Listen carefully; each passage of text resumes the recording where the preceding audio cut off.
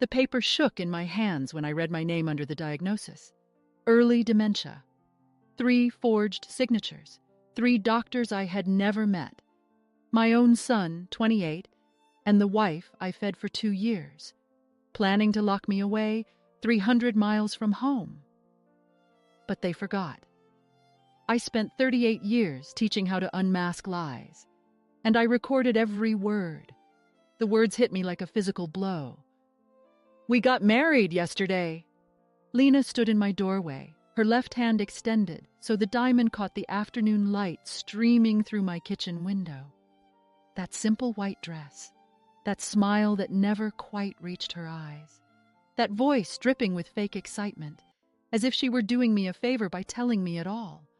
I felt the floor tilt beneath my feet. My hand gripped the kitchen counter, the same counter I'd refinished myself 10 years ago because I couldn't afford to hire someone. The granite was cool under my palm, solid, real. Everything else felt like it was dissolving. You got married?" The words scraped out of my throat. "Yes," Lena practically sang. "Just us, and a few close people. It was intimate, special." She emphasized that last word like a knife sliding between ribs. Rodrigo stood behind her, my only son, his eyes fixed on the floor, 28 years old, and he couldn't even look at his own mother. "We only invited special people, Sim," Lena added, adjusting her purse.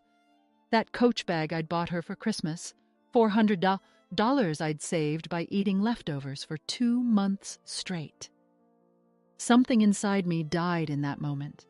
The part of me that had believed family meant something.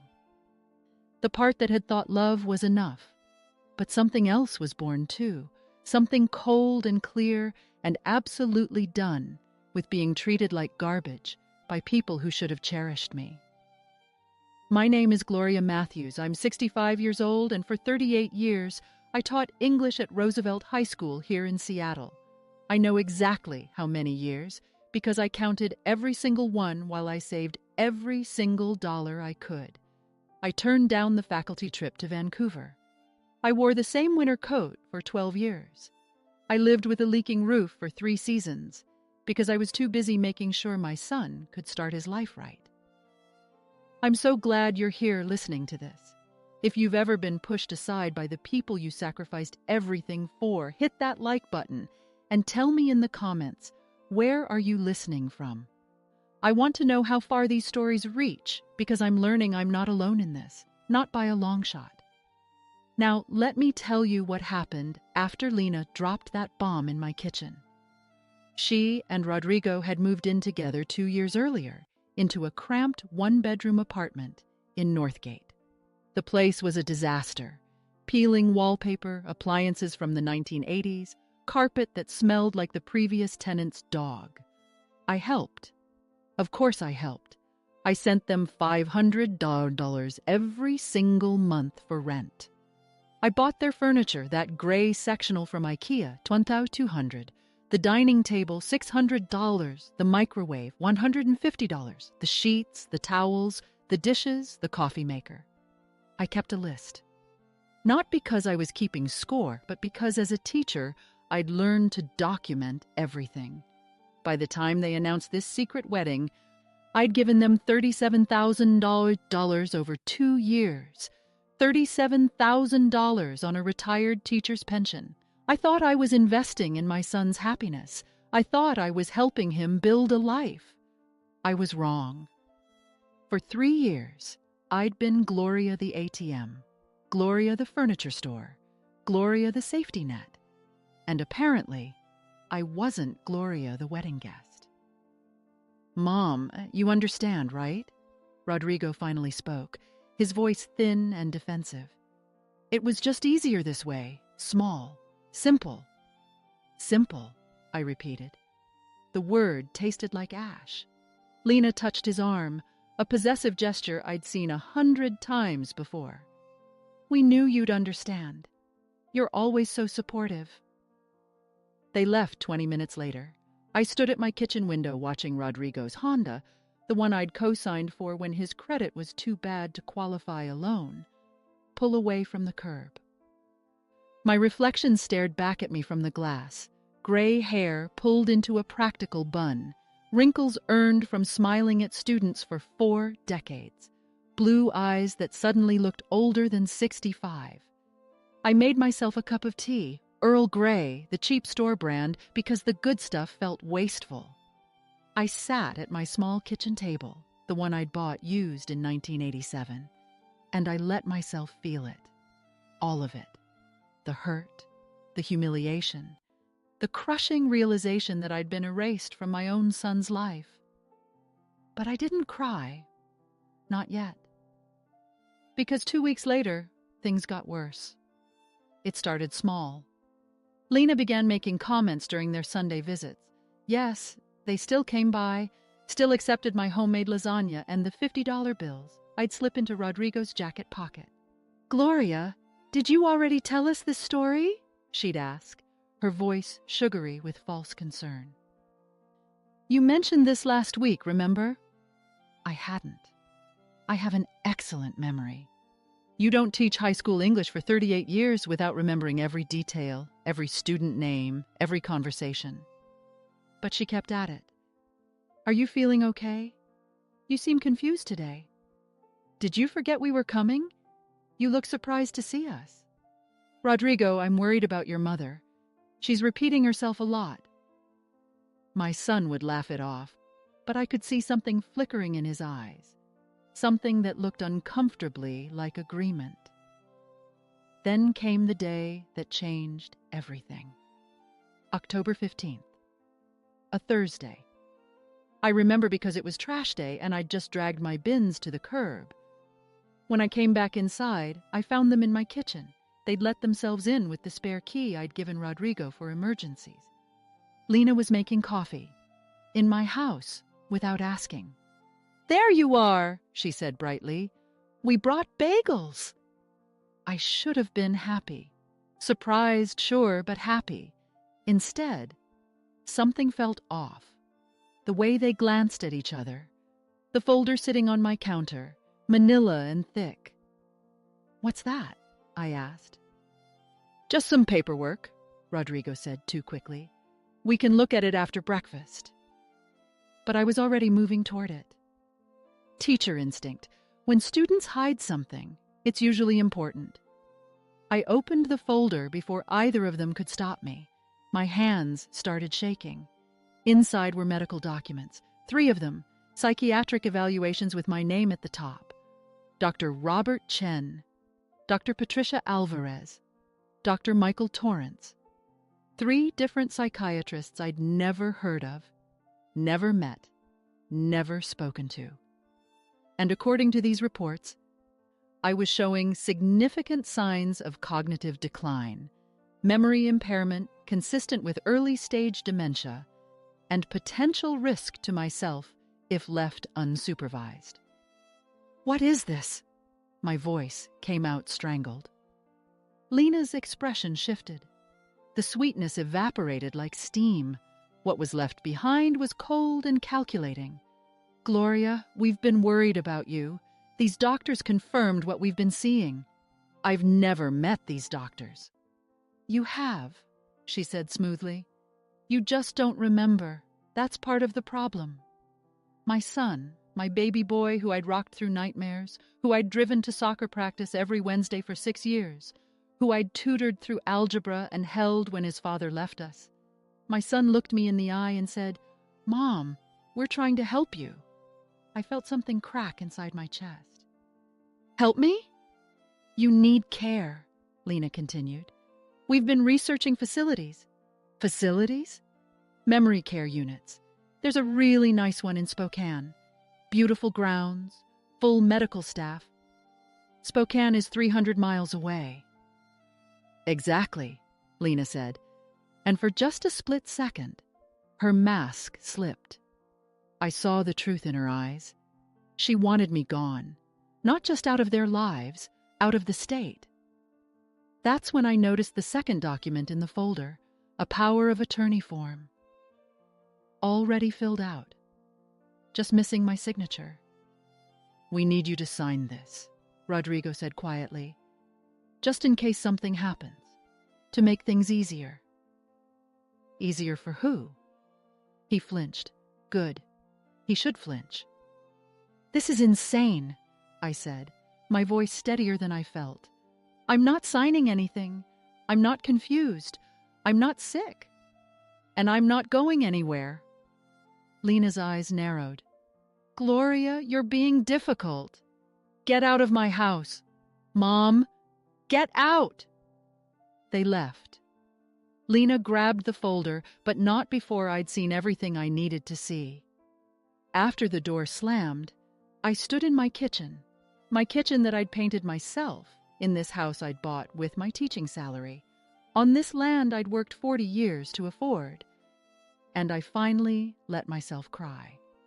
I cried until my throat was raw and my eyes were swollen and my whole body ached. Then I stopped crying. I walked to my bedroom.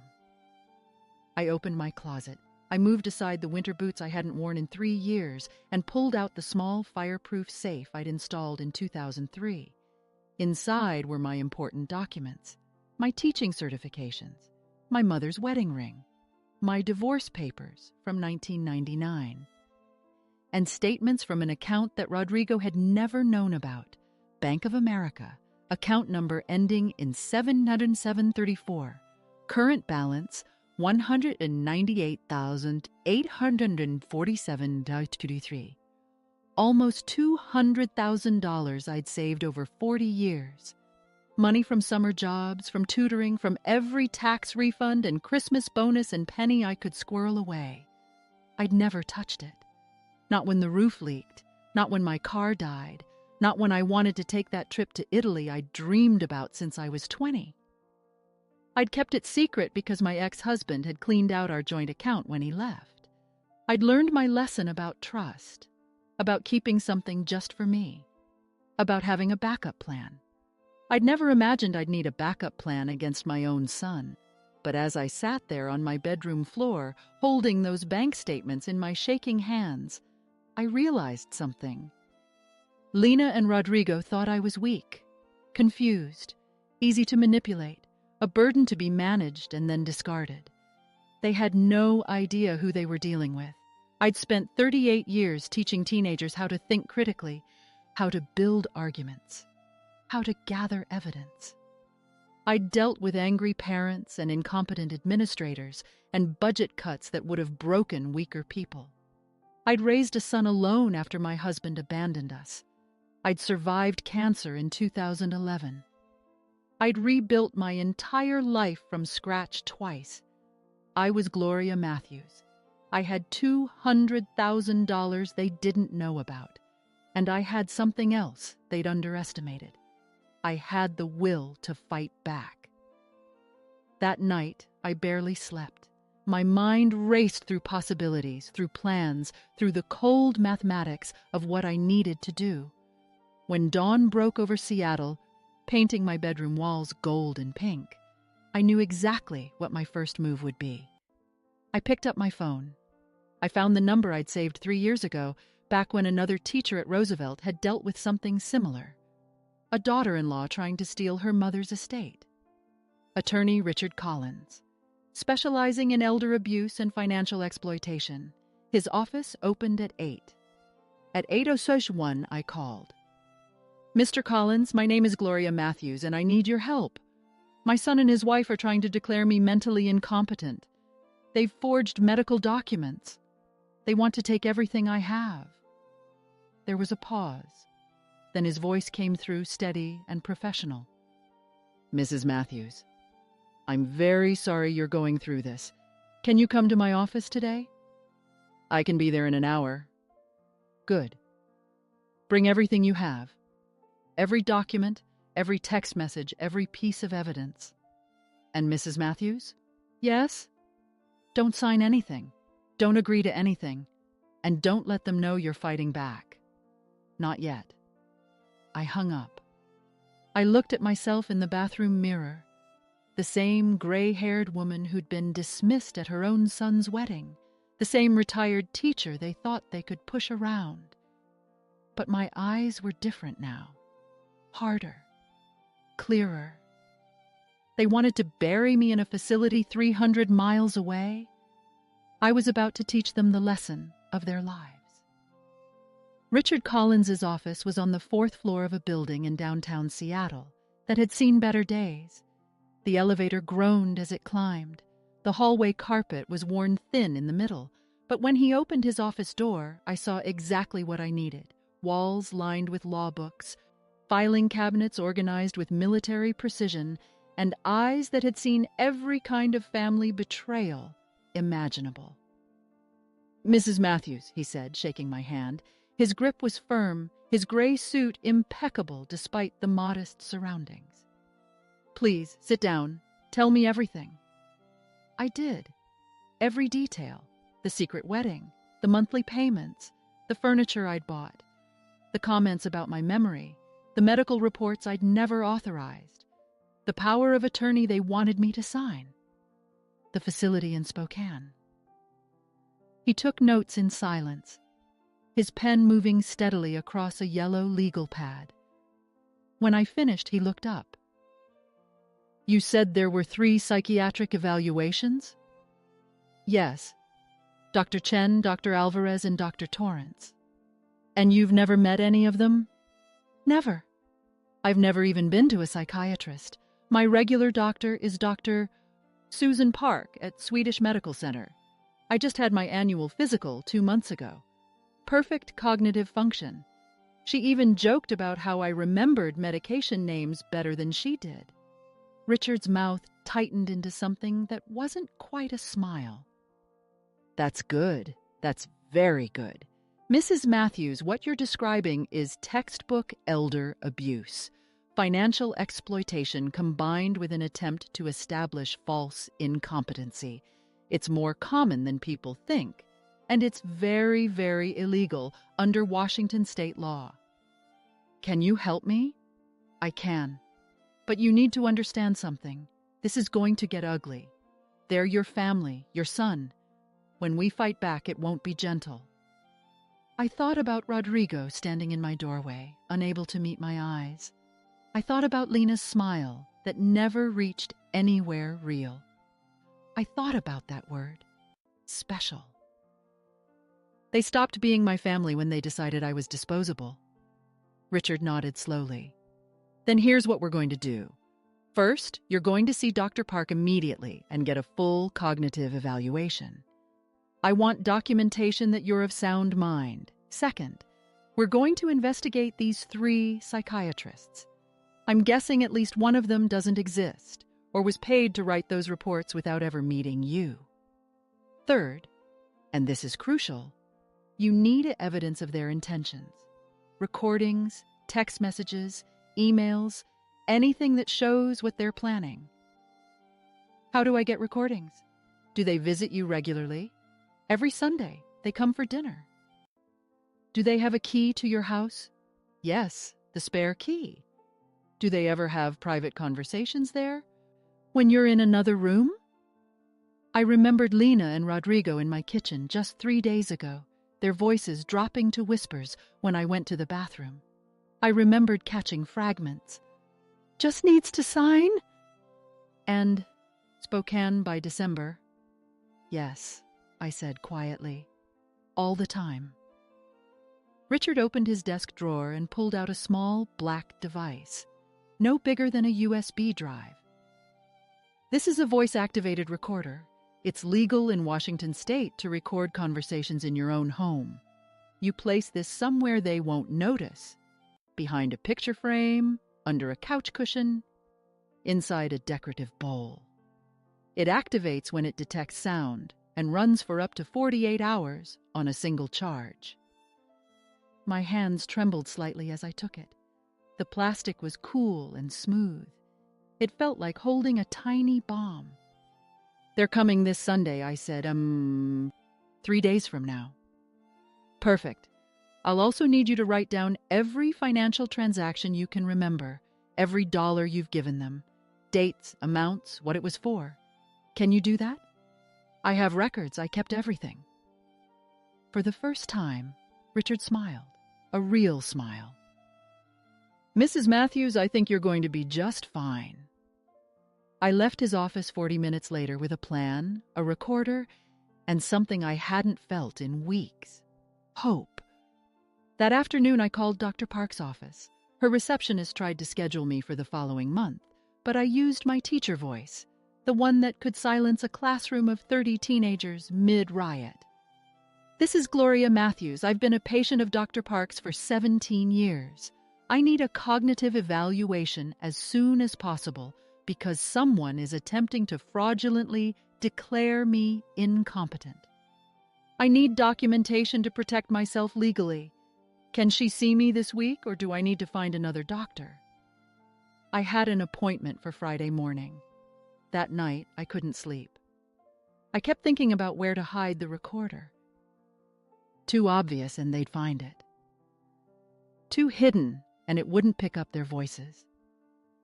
Finally, at 2 a.m, I got up and walked through my living room, trying to see it through Lena's eyes. She always sat on the left side of my old blue couch, the side with the best view of the TV. Rodrigo sat in the armchair by the window. They usually talked while I was in the kitchen finishing dinner, or when I excused myself to use the bathroom. There, on the bookshelf behind the couch, I had a small ceramic bowl I'd made in a pottery class 15 years ago, cream-colored with a blue glaze, filled with decorative stones. I dumped the stones into another container, placed the recorder at the bottom of the bowl, and carefully arranged the stones back over it. The bowl sat at eye level when standing, but was invisible from the couch. Perfect. Friday morning, Dr. Park's office was busy with the usual crowd of elderly patients and harried parents with sick children. I sat in the waiting room clutching my purse, trying not to feel like a fraud. I wasn't sick. I wasn't confused. I was just a woman trying to prove she wasn't crazy to a world that seemed determined to believe otherwise. "Gloria?" Dr. Park appeared in the doorway, her kind face creased with concern. "Come on back." In the examination room, I explained everything. She listened without interrupting, her expression growing darker with each detail. "Jesus Christ," she muttered when I finished. "I'm sorry, Gloria. That was unprofessional. But this makes me furious. You're one of the sharpest patients I have. Last time you were here, you corrected my nurse about the dosage timing of your blood pressure medication. You were right, by the way."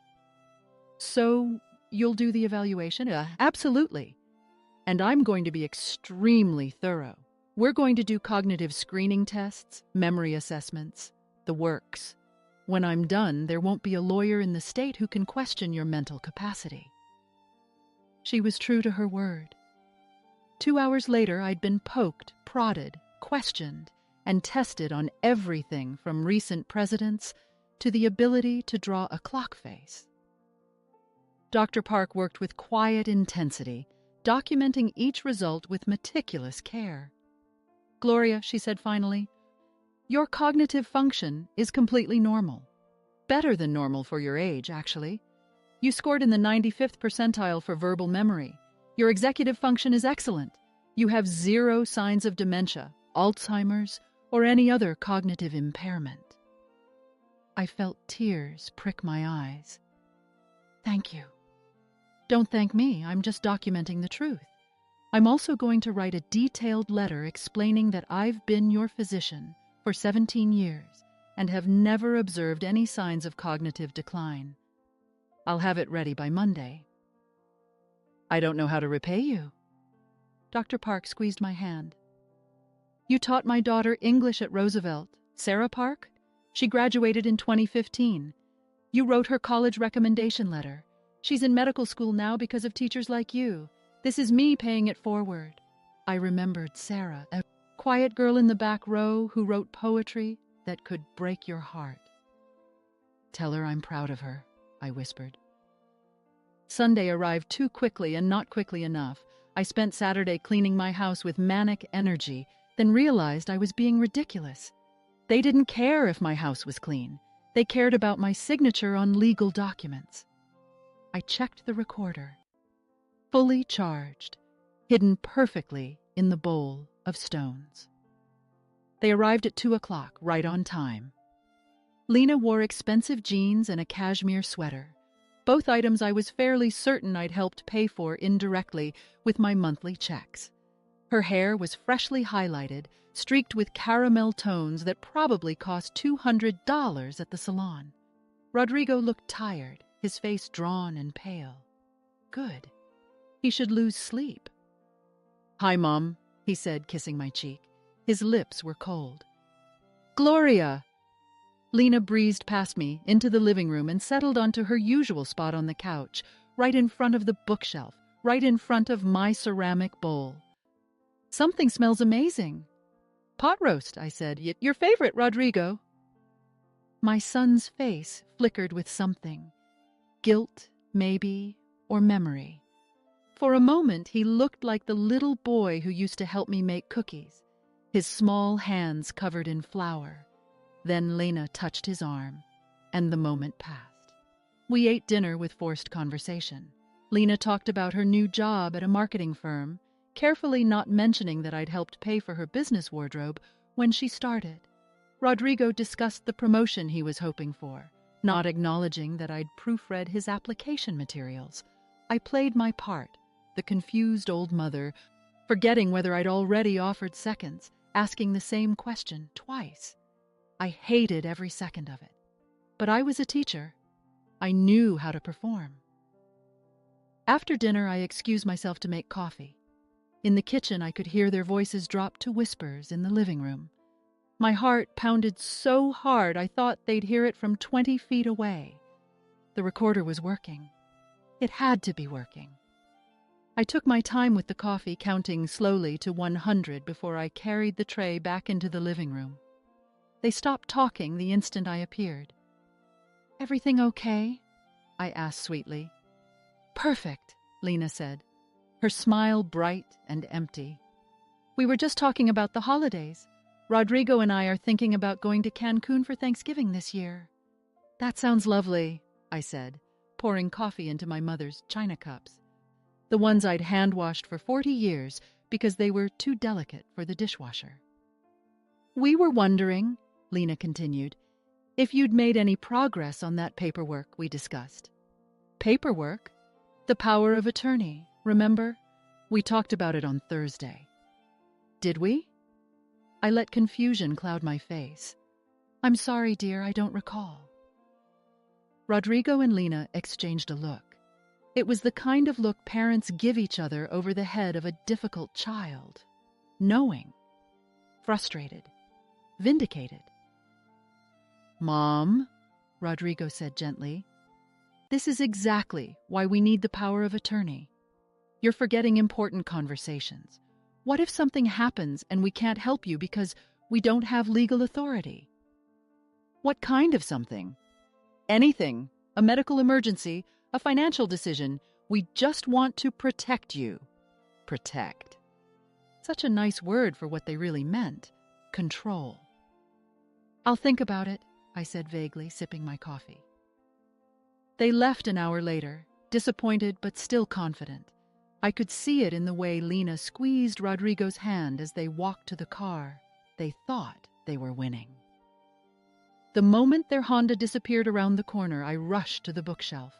My hands shook as I pulled out the recorder from beneath the stones. The red light blinked steadily. It had worked. Monday morning, I sat in Richard Collins's office again. This time, I wasn't alone. A young man with sharp eyes and a laptop sat across from us. David Chen, the private investigator Richard kept on retainer. Richard pressed play on the recorder. Lena's voice filled the room, crystal clear. "She's getting worse. Did you see her forget about the coffee twice?"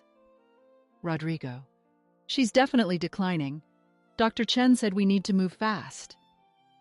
"Do you think she'll sign the power of attorney? If she doesn't, we'll have to go the other route. The involuntary commitment.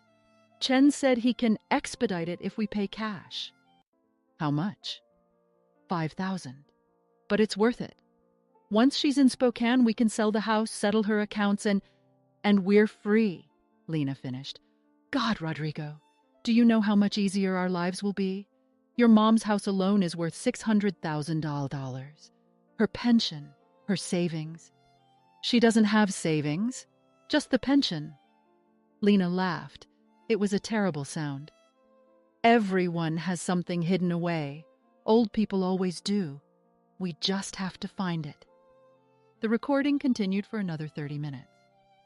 Plans to sell my house before I even knew it was happening. Discussion of which memory care facility would be cheapest. Calculations of how quickly they could access my assets once I was declared incompetent.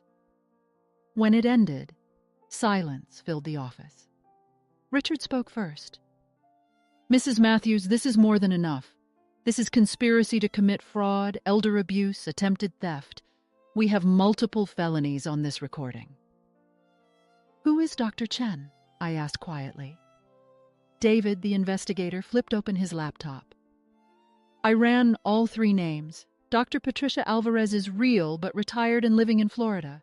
She hasn't practiced in Washington in 5 years. Dr. Michael Torrance died in 2019. Dr. Robert Chen, he turned the screen toward me. Real psychiatrist, office in Bellevue, and here's the interesting part. He was sued last year for insurance fraud. The case was settled out of court. So, he writes fake evaluations for money, Richard said. Apparently. I'm guessing your daughter-in-law found him through some very questionable channels. I stared at the photo on the screen. Dr. Robert Chen looked respectable in his white coat and professional headshot, but his eyes were cold.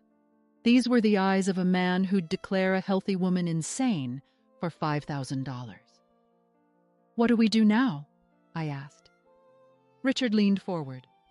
Now we go on the offensive. We file a police report for attempted fraud and elder abuse. We get a restraining order. We make sure they can't come near you or your assets. And we prepare for the possibility that this goes to trial. Will it? Honestly, probably not. Once they realize we have recordings and evidence, most people take a plea deal. But we prepare for trial anyway. I thought about Rodrigo sitting in a courtroom, his face pale as he listened to his own voice planning my destruction. I thought about Lena's designer clothes and fake smile and casual cruelty. I thought about the word special. Do it, I said. All of it. Richard smiled. It wasn't a nice smile.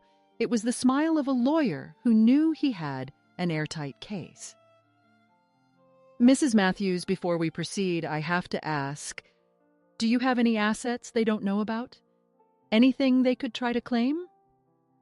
I thought about my fireproof safe, my Bank of America account, the $198,847.23 that represented 40 years of sacrifice. Yes, I said, I have savings, almost $200,000. David whistled softly. Richard's smile widened. Don't tell them, he said. Not yet. That's going to be our ace in the hole when the time comes. They think you're a broke old woman with nothing but a house and a pension. Let them keep thinking that. When do we tell them? At the perfect moment, when it hurts the most. I left the office that afternoon with a folder full of legal documents and a plan that was starting to take shape. David would continue investigating Dr. Chen and any other players in this scheme. Richard would file the necessary paperwork with the police and the courts. And I would continue playing my part, the confused old woman, harmless and forgettable. But at night, alone in my house with the doors locked and the curtains drawn, I wasn't confused at all. I was Gloria Matthews. I had proof of their conspiracy. I had lawyers and investigators and doctors on my side. And I had something they'd never expected. I had the will to destroy them completely. The police report was filed on Tuesday, October 27, 2024. Detective Maria Gonzalez from the Seattle Police Department's Financial Crimes Unit took my statement in a small, windowless room that smelled like burnt coffee and disappointment. She was younger than I expected, maybe 40, with sharp eyes that didn't miss anything. Mrs. Matthews, she said after listening to the entire recording twice. "This is one of the clearest cases of elder abuse I've seen in 5 years. Most victims don't have this kind of evidence." "I was a teacher," I said quietly. "I learned to document everything." She smiled, a real smile, warm and respectful. "It shows. I'm going to open a formal investigation into Lena and Rodrigo Santos and Dr. Robert Chen. The recordings alone are enough for conspiracy charges. Combined with the forged medical documents, we're looking at multiple felonies." "How long does an investigation take?" "Depends. Could be weeks, could be months. But Mrs. Matthews?" She leaned forward, her voice dropping. "Off the record? Don't wait for us. Get a restraining order, change your locks. Protect yourself now, because once they realize you're fighting back, things could escalate." I left the police station with a case number and a cold, hard knot of fear in my stomach. Detective Gonzalez was right. I'd fired the first shot. Now I needed to build my walls. That afternoon, a locksmith came to my house. His name was Earl, a man in his 60s who'd been changing locks in Seattle for 40 years. He worked efficiently, replacing both my front and back door locks with deadbolts that couldn't be picked. "Had this happen before?" he asked, installing the final lock. "What do you mean?" "Family member trying to get access. I've done this job a lot lately. Kids trying to get into their parents' houses, that kind of thing." He shook his head. "World's getting meaner, ma'am. Even families aren't safe anymore." "No," I agreed quietly. "They're not." When he left, I stood in my living room holding the only 2 keys to my new locks. Rodrigo's spare key was now useless. He couldn't let himself in anymore, couldn't show up unannounced, couldn't rifle through my papers while I was sleeping. It felt like victory and heartbreak in equal measure. Wednesday morning, David Chen called. "Mrs. Matthews, I've got something. Are you sitting down?" I sat. Dr. Robert Chen, the psychiatrist, has written 17 psychiatric evaluations in the last 3 years for patients he's never actually seen. We found paper trails, payments through Venmo, Cash App, even cryptocurrency. He charges between $3,000 and $7,000 per report, depending on what the client needs documented. My stomach turned. So he's done this before. Many times. And here's the kicker. He's being investigated by the Washington State Medical Board right now. Different case, different family, but the pattern is identical. Can we use that?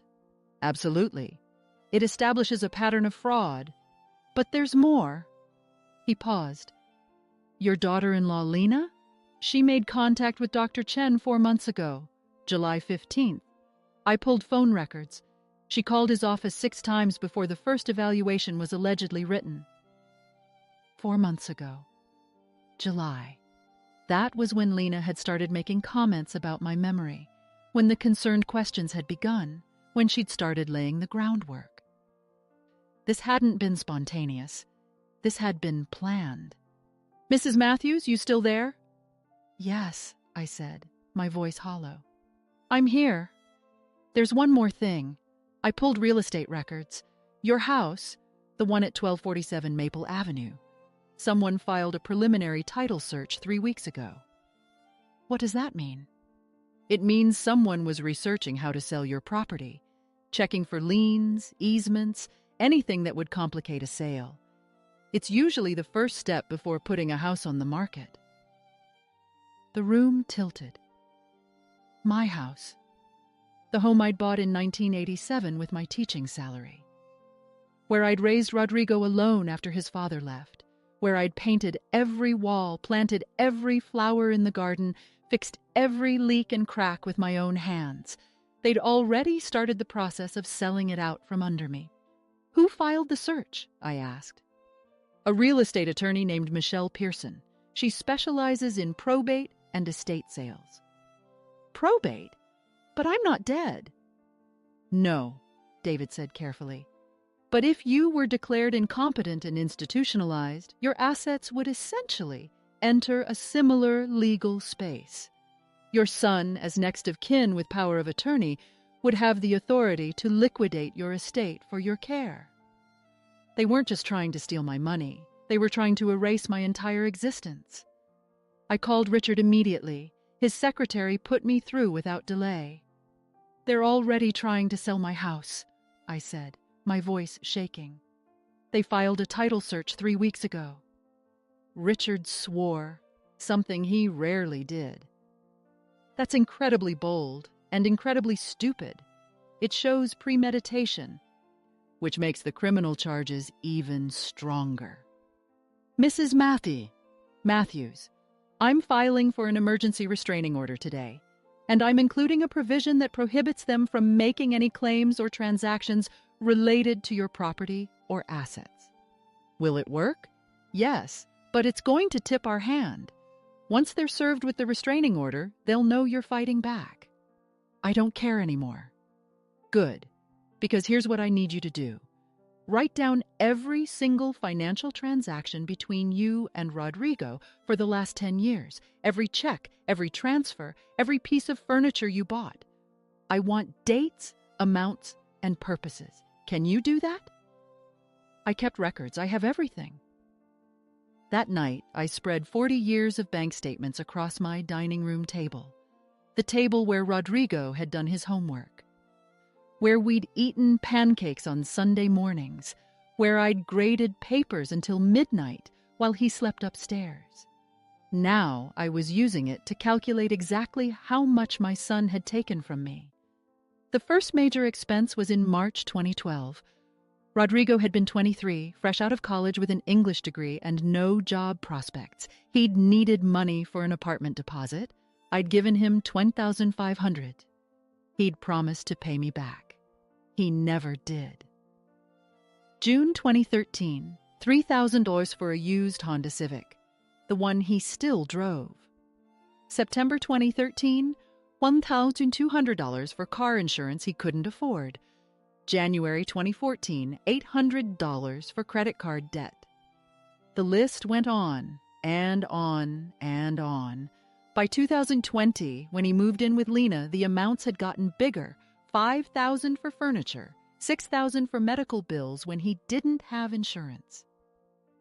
$4,500 for the security deposit and first month's rent on their apartment. Then came the monthly payments, $500 every single month for 24 months. That was $12,000 right there. I worked through the night cross-referencing bank statements with the detailed notes I'd kept in a small notebook. Teachers are good at records. We have to be.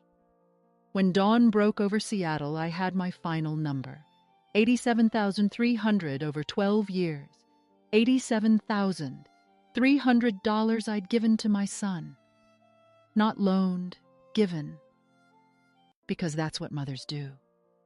They sacrifice. They support. They believe their children will remember that love when the time comes. I'd believed that too. I'd been wrong. Thursday morning, November 5th, the restraining order was served. I wasn't there, but David had arranged for someone to photograph the moment. Lena and Rodrigo were leaving their apartment in Northgate when a process server approached them. David sent me the photos. I stared at them on my phone, my kitchen coffee growing cold beside me. Lena's face was frozen in shock, her mouth open mid-sentence. Rodrigo looked pale, almost gray, his hand halfway to his car door. The papers were being extended by a woman in a professional pantsuit who clearly did this for a living. My phone rang 5 minutes later. Rodrigo. I let it ring, then ring again and again. 12 missed calls in an hour. Then came the texts. Mom, what is this? Why would you do this to us? We were trying to help you. You're sick, you need help. This is insane. Call me back. I set my phone face down on the counter and made myself another cup of tea. Richard had warned me. They're going to try to manipulate you. Gaslighting, guilt, anger, every tool they have. You need to be ready for it. I was ready. Friday morning, David called again. Mrs. Matthews, I found something else. You're going to want to sit down for this one. I was getting tired of sitting down for bad news, but I sat. I pulled financial records for Lena Santos, your daughter-in-law. Credit cards, bank accounts, everything I could access legally. She's been making payments to a life insurance company. That's not unusual. It is when the policy is on your life. The words didn't make sense at first. My brain refused to process them. What? Lena took out a life insurance policy on you 8 months ago, March 2024. The coverage amount is $500,000. She's listed as the beneficiary. The teacup slipped from my hands. It shattered on my kitchen floor, brown liquid spreading across the tile like blood. Mrs. Matthews, how is that legal? My voice came out strangled. How can she take out life insurance on me without my knowledge? Technically, she can't. These policies require a signature from the insured party, but... He paused.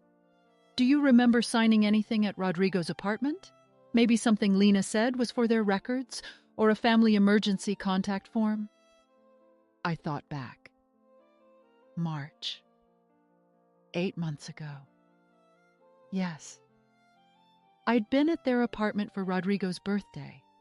Lena had asked me to sign something, a medical release form, she'd said, so they could access my health information if something happened. Just in case you're ever unconscious and we need to make decisions, she'd explained with concern dripping from every word. I'd signed it without reading carefully, because I'd trusted her, because she was family. Oh, God, I whispered. She forged the life insurance application using that signature, David said quietly. It's fraud, but it's sophisticated fraud. And Mrs. Matthews? The policy has a 2-year contestability period. After that, even if fraud is suspected, the company has to pay out. 2 years. That's March 2026. Yes, but here's what really concerns me. There's a clause in these policies. If the insured party is declared mentally incompetent and dies under suspicious circumstances during the contestability period, the insurance company will investigate thoroughly. However, if the death appears natural or accidental, and especially if it occurs after the person has been institutionalized in memory care. He didn't need to finish. I understood. They weren't just trying to steal my house and my savings. They were planning for my death. That memory care facility in Spokane, I said slowly, the one they wanted to send me to. I looked into it. It's not a premium facility. It's actually got several complaints filed with the state. Medication errors, inadequate staffing, patients dying from neglect. They were going to lock me away in a place where an accidental overdose wouldn't raise eyebrows, where an elderly woman with dementia falling down the stairs would be tragic but unsurprising, where death could come quietly and $500,000 would follow. I thought about my son, the baby I'd rocked through nightmares, the boy I'd protected from bullies, the teenager I'd driven to every baseball game, even when I had the flu. I thought about standing in the hospital at 3 a.m. when he had appendicitis at age 12, holding his hand while he cried in pain. And he'd agreed to this. Not just theft, murder. Mrs. Matthews, I need you to breathe. I realized I'd been holding my breath. I gasped in air, my lungs burning. I'm calling the police, and David said. This changes everything. This isn't just elder abuse anymore. This is conspiracy to commit murder, or at minimum, criminally negligent homicide. The DA is going to want this case. Wait. My voice surprised me. It was steady. Cold. Don't call them yet. Mrs. Matthews. I said wait. I want. I paused, thinking, calculating. I want to give them one more chance to confess, to show their true colors in a way that can't be denied. Can we do that? That's dangerous. Life is dangerous. Can we do it? David was quiet for a long moment. What did you have in mind? An idea was forming. Terrible and perfect and absolutely necessary. They think I'm confused, weak, easy to manipulate. What if I play into that? What if I tell them I'm ready to sign the power of attorney? You want to set up a sting. Exactly. With witnesses. With recordings. With no possible way for them to claim they didn't know what they were doing. Richard needs to approve this. Then let's call Richard. An hour later, the three of us were on a conference call. Me, Richard, and David. I explained my plan. You want to invite them to your attorney's office under the pretense of signing over power of attorney, Richard summarized. But instead, you're going to confront them with all the evidence we've gathered. Yes, in front of witnesses, on record. I want them to hear their own voices planning my destruction. I want them to know that I know everything. It's theatrical, Richard said slowly, but it could work. The shock value alone might get them to confess, or at least to say something incriminating. And if we coordinate with Detective Gonzalez, we could have police standing by. When? David asked. I thought about the insurance policy. March 2026, 16 months away, but also about the title search on my house. The plans for Spokane, the urgency in their voices on the recording. They're running out of time, I said. The restraining order has spooked them. They're going to get desperate. I say we do it next week, before they have time to regroup. Next week is short notice, Richard said. Good. Desperate people make mistakes. We spent another hour planning the details. Richard would contact Detective Gonzalez and arrange for police presence. David would prepare a presentation of all the evidence. Photos, recordings, financial documents. I would call Lena and Rodrigo and, in my confused, manipulated voice, tell them I'd changed my mind, that I was ready to sign. Saturday afternoon I made the call. My hands shook as I dialed Rodrigo's number. He answered on the first ring. Mom. Rodrigo, honey, I've been thinking about what you said. About the power of attorney. Silence. Then, you have? Yes, and you're right. I am forgetting things. The other day I couldn't remember if I'd taken my blood pressure medication. I had to check the bottle 3 times. This was a lie. I'd never missed a medication in my life, but I'd learned something from 40 years of teaching. People hear what they want to hear. Oh, Mom, his voice softened. I'm so glad you're recognizing this. We just want to help you. I know. I'm sorry I got upset before. I was scared. There's nothing to be scared of. We love you. Love. The word nearly made me gag. I want to sign the papers, I said. Can we do it this week? At my attorney's office? I think I'd feel better if it was official. Another pause. Longer this time. I could almost hear the gears turning in his head. Your attorney? I didn't know you had an attorney. Oh yes, Richard Collins. He's been handling my will and things. I thought we should do it properly, through him. Mom, we can just do it at home. It doesn't need to be complicated. No, I want to do it right. Richard's office, Wednesday at 2 o'clock. Can you come? The silence stretched so long I thought he might refuse. Then, okay, Wednesday at 2. We'll be there. Both of you, you and Lena? Yes, Mom, both of us. Good. Thank you, honey. I love you. The words tasted like poison. Love you too, Mom. I hung up and immediately ran to my bathroom. I made it just in time before I vomited into the toilet, my entire body shaking with revulsion at what I'd just done. But it was necessary. Monday and Tuesday passed in a blur of preparation. Richard's conference room was set up with cameras, visible ones for the official record and hidden ones for backup. Detective Gonzalez agreed to station the 2 officers in an adjacent office, ready to move in if needed. David prepared a presentation on his laptop, every piece of evidence organized and ready to display. Dr. Susan Park provided a notarized statement confirming my cognitive health. Richard drafted documents that looked like a power of attorney, but were actually nullification forms. Papers that would strip Rodrigo and Lena of any claim to my assets if they signed them. If they sign these thinking they're gaining power, Richard explained, they're actually relinquishing any future claim. It's perfectly legal, and it'll protect you even if this somehow doesn't result in criminal charges. Will they read them? People rarely read what they think they already understand. They'll see power of attorney at the top and assume. Tuesday night, I couldn't sleep. I lay in my bed, the same bed I'd slept in for 37 years, and thought about the little boy who used to crawl in next to me during thunderstorms, who'd been afraid of the dark until he was 8, who'd cried when our dog died, and I'd held him for hours. Where had that boy gone? When had he become someone who could plan his own mother's death?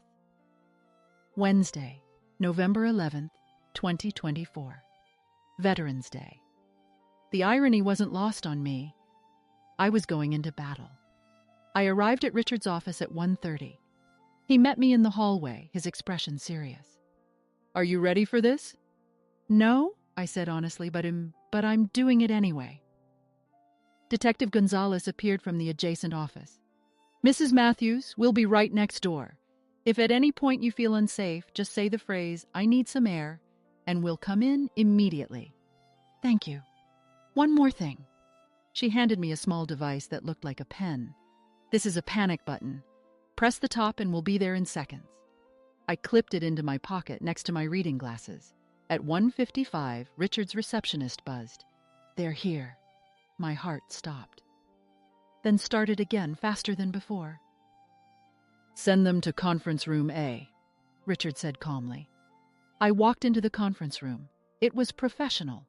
A long mahogany table, leather chairs, law books lining the walls. The cameras were subtle but visible if you looked. A laptop sat closed at the head of the table. At exactly 2 o'clock, Lena and Rodrigo walked in. Lena wore a cream-colored pantsuit that probably cost more than my monthly pension.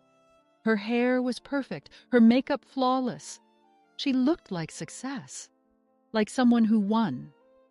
Rodrigo wore khakis and a button-down shirt. He looked nervous, his eyes darting around the room, cataloging the cameras. "Mom," he said, moving to hug me. I let him. His arms felt like a stranger's.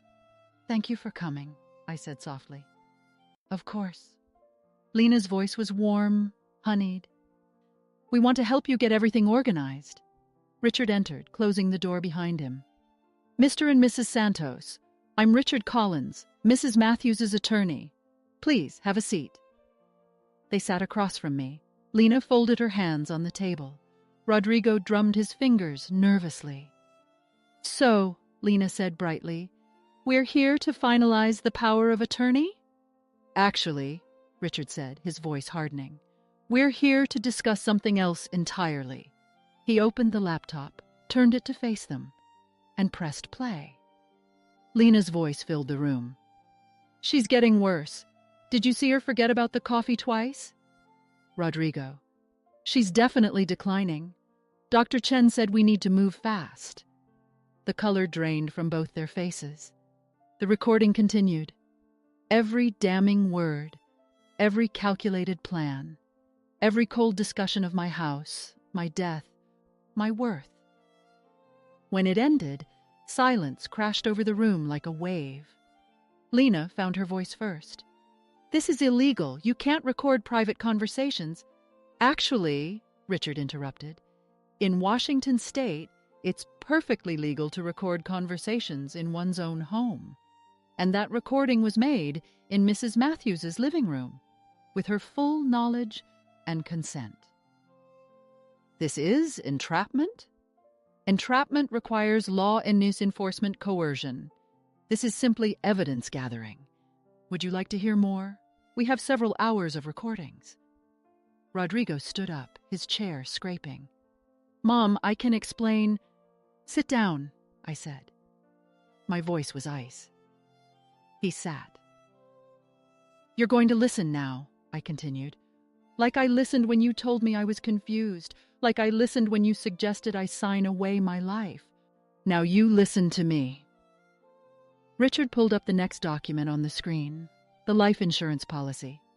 "This," he said, "is a $500,000 life insurance policy on Mrs. Matthews's life, taken out by Lena Santos 8 months ago, using a forged signature." Lena's mouth opened. No sound came out. "And this," Richard continued, pulling up another document, "is a title search on Mrs. Matthews's property, filed 3 weeks ago by your real estate attorney. You were already planning to sell her house before she was even institutionalized." "We were just," Rodrigo started. "Planning my death," I finished. My voice didn't shake. "You were planning to lock me in a substandard facility in Spokane, 300 miles from anyone who knows me. You were going to wait until I died, naturally or otherwise, and collect $500,000 plus my house, plus whatever savings you thought I had. That's not—" "Yes, it is." I stood up, pulling papers from my bag. "These are bank statements. Every transaction between us for 12 years. Would you like to know the total? $87,300. $87,300 I gave you, Rodrigo. Not loaned. Gave. Because I loved you." Tears were running down my face now, but my voice stayed steady. "I loved you so much I went without. I wore the same coat for 12 years. I ate rice and beans when my pension ran out before the end of the month. I said no to every vacation, every luxury, every small pleasure, because I wanted you to have a better life than I did." Rodrigo was crying too. "Mom, please." "And you repaid me by planning my murder." "It wasn't murder," Lena shouted, standing. "We were trying to help you. You're sick. You need care." "I'm not sick." I pulled out Dr. Park's evaluation. "This is a cognitive assessment done by my physician of 17 years. Perfect mental health. No signs of dementia or any other impairment. Your psychiatrist, Dr. Chen, never even met me. He wrote those evaluations for cash. He's currently under investigation for fraud by the State Medical Board." Lena's face went from pale to gray. "All of this," Richard said, standing, "has been documented and reported to the Seattle Police Department. Detective Maria Gonzalez is investigating charges of elder abuse, financial exploitation, conspiracy to commit fraud, and attempted murder." The door opened. Detective Gonzalez walked in, flanked by 2 uniformed officers. "Lena Santos," she said formally, "you're under arrest for elder abuse, insurance fraud, and conspiracy to commit fraud." "This is insane!" Lena screamed. "She's crazy! She's making this up!" "Ma'am, we have recordings. We have documentation. We have forensic evidence. You have the right to remain silent. Anything you say can and will be used against you in a court of law." The handcuffs clicked around Lena's wrists. She thrashed, screaming obscenities, her perfect facade cracking into something ugly and desperate. "Rodrigo Santos," Detective Gonzalez continued, "you're also under arrest for elder abuse and conspiracy to commit fraud." My son didn't fight. He just looked at me, his eyes pleading. "Mom," he whispered, "I'm sorry. I'm so sorry. I didn't want... She made me... I never wanted to hurt you." I looked at him. My baby. My son. "Yes," I said quietly. "You did." They were led out in handcuffs, Lena still screaming, Rodrigo silent and broken. When the door closed behind them, my legs gave out. Richard caught me, guiding me to a chair. "It's over," he said gently. But it wasn't. Not yet. Because I had one more card to play. The arraignment happened 3 days later, on Saturday, November 14th, 2024. King County Superior Court, Department 12. I sat in the gallery with Richard beside me, my hands folded in my lap, Like I was waiting for a church service to begin. Lena was brought in first, wearing an orange jumpsuit that clashed with her carefully maintained highlights.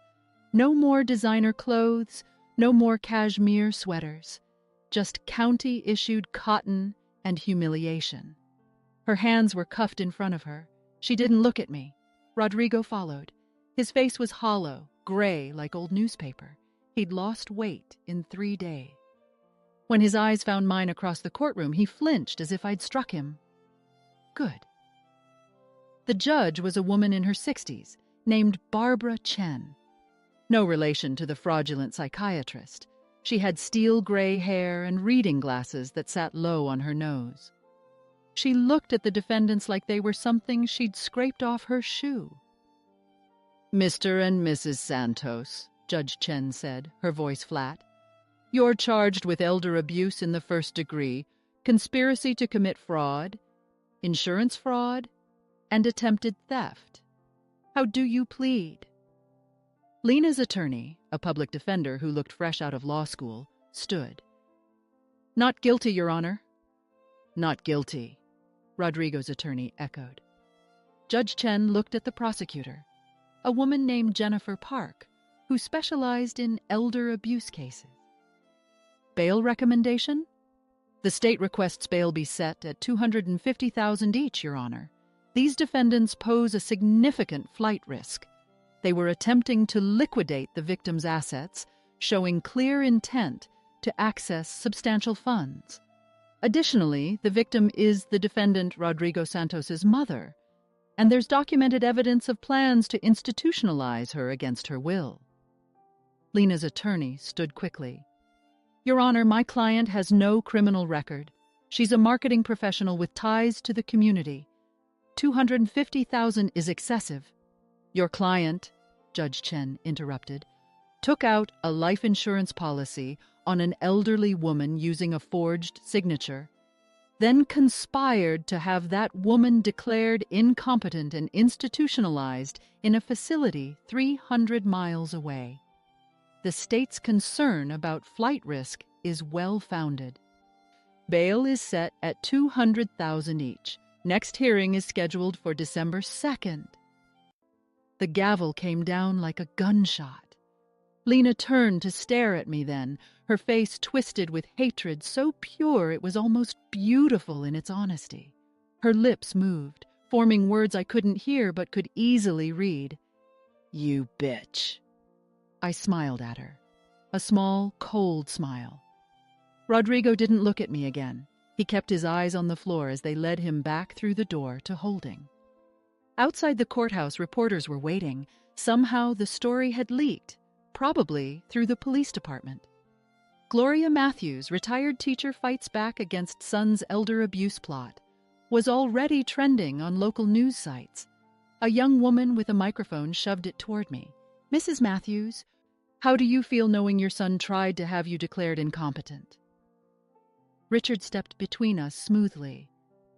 "Mrs. Matthews has no comment at this time. The case is ongoing." But I stopped him. "Actually, I do want to say something." Richard looked at me, surprised. I took the microphone. "To anyone watching this who's being mistreated by their family, document everything. Keep records. Don't let anyone tell you you're crazy or confused when you know you're not.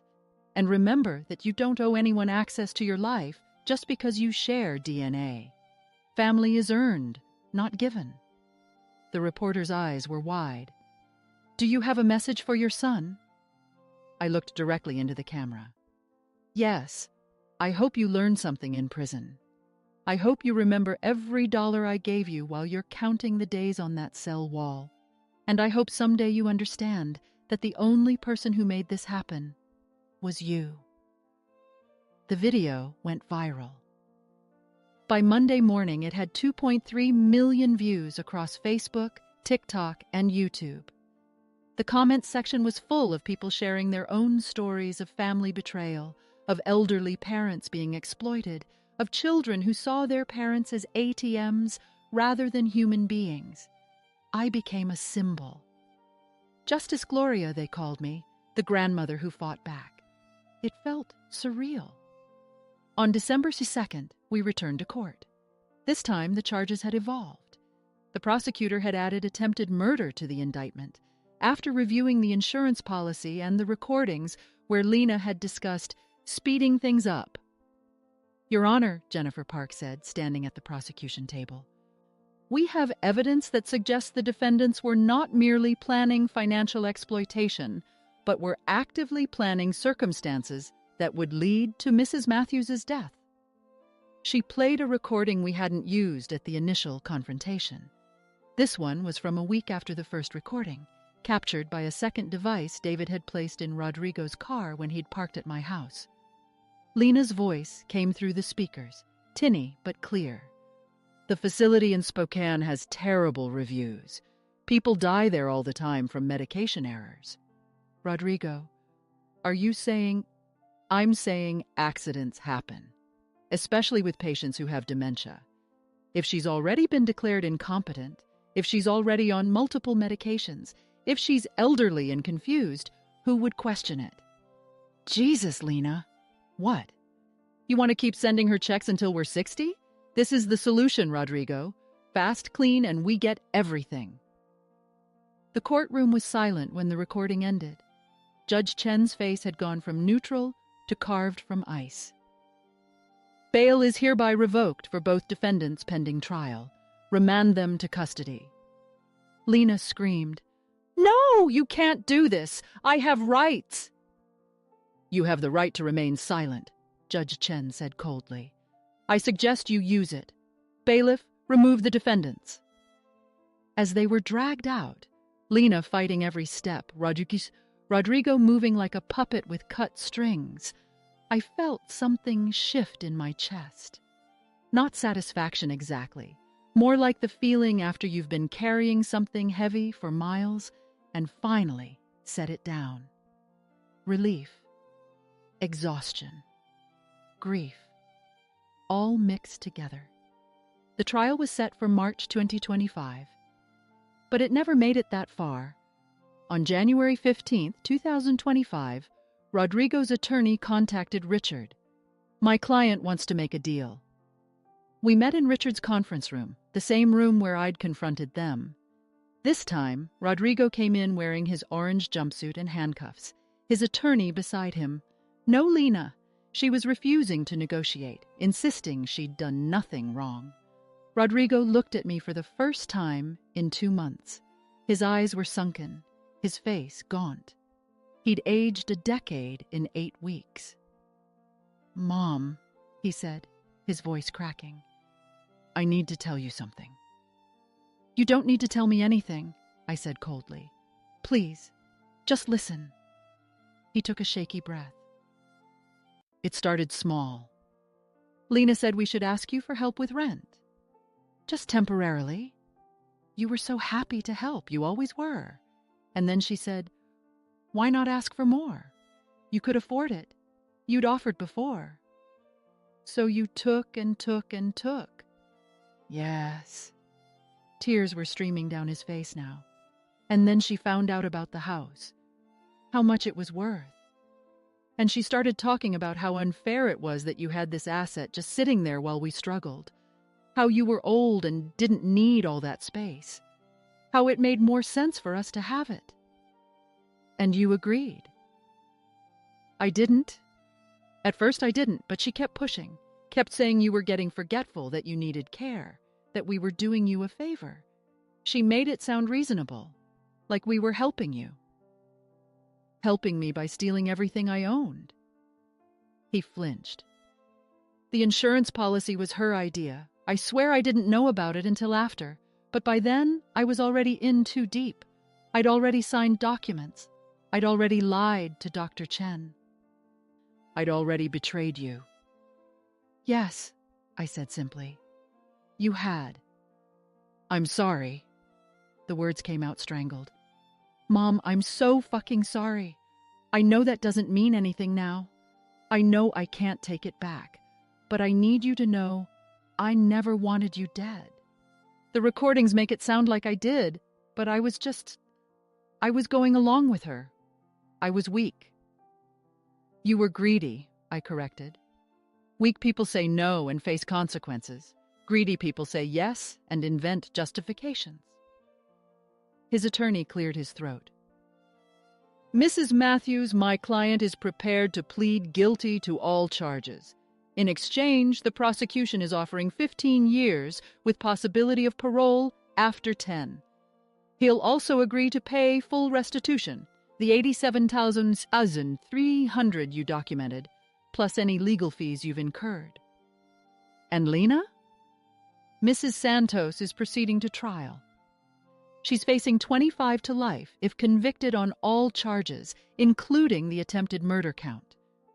I looked at my son, this stranger in an orange jumpsuit who used to be the boy who held my hand crossing the street. 15 years, I said. You'll be 43 when you get out, younger than I am now.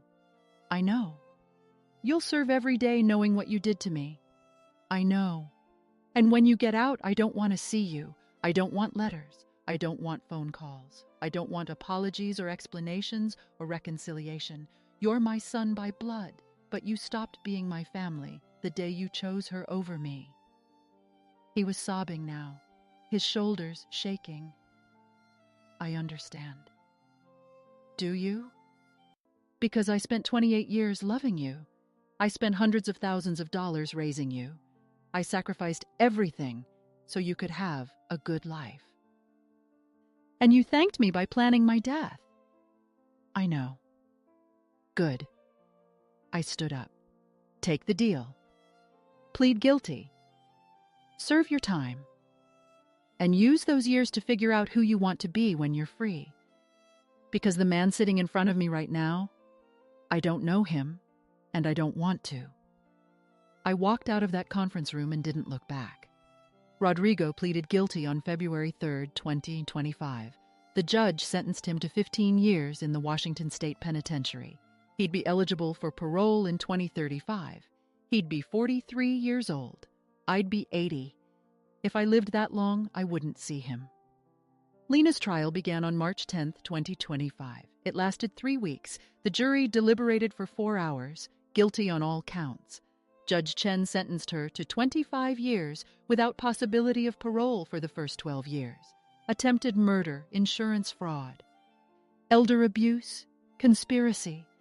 The charges stacked on top of each other like bricks, building a wall between her and freedom. When they read the verdict, Lena screamed at me across the courtroom. "This is your fault! You ruined my life, you crazy old bitch!" I didn't react. I just watched as the bailiffs dragged her away, still screaming, still refusing to accept that she'd done anything wrong. Some people never learn. After the sentencing, reporters swarmed again. The story had gained national attention. "Grandmother outsmarts son's murder plot" was a headline on CNN. Good Morning America wanted me for an interview. The Today Show called. I said yes to one. Just one. 60 minutes. I sat across from the correspondent, a woman named Leslie Stahl, in my living room. The same living room where I'd hidden that recorder in a bowl of stones. "Mrs. Matthews," she said, "you saved your own life by being smarter than the people trying to hurt you. What do you want people to take away from your story?" I thought about it for a moment.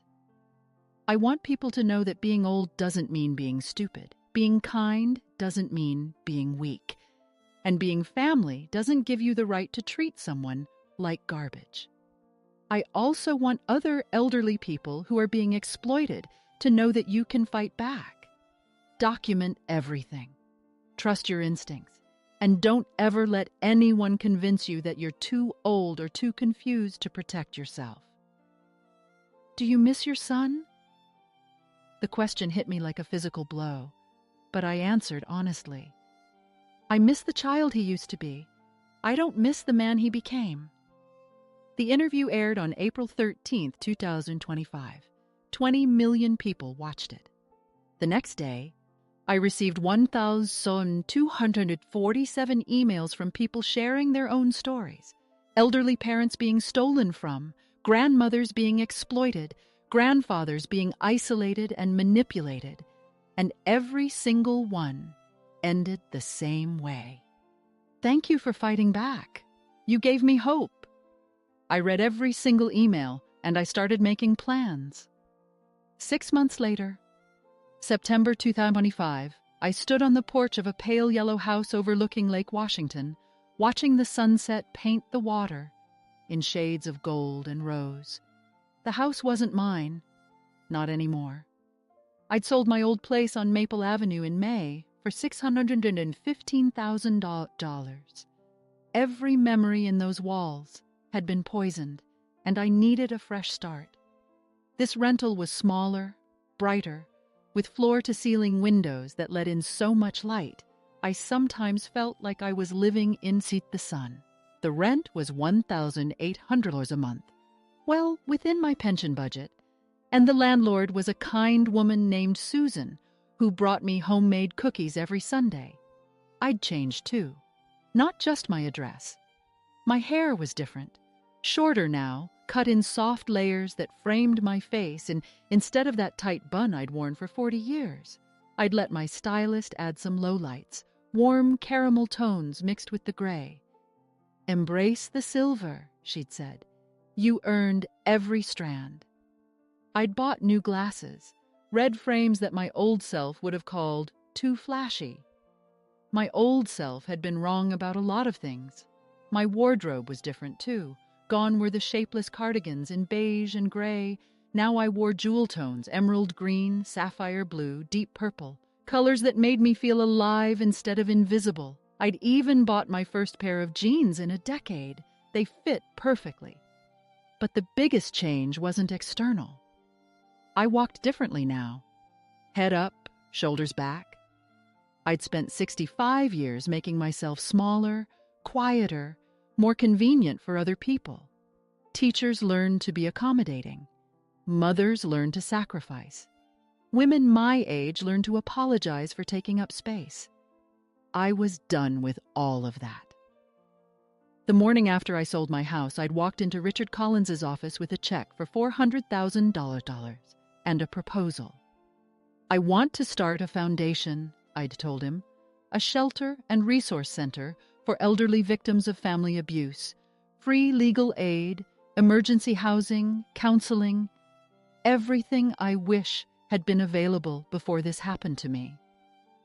Richard had smiled, that rare, genuine smile I'd come to recognize. "Mrs. Matthews, that's an incredible idea. Have you thought about a name?" I had.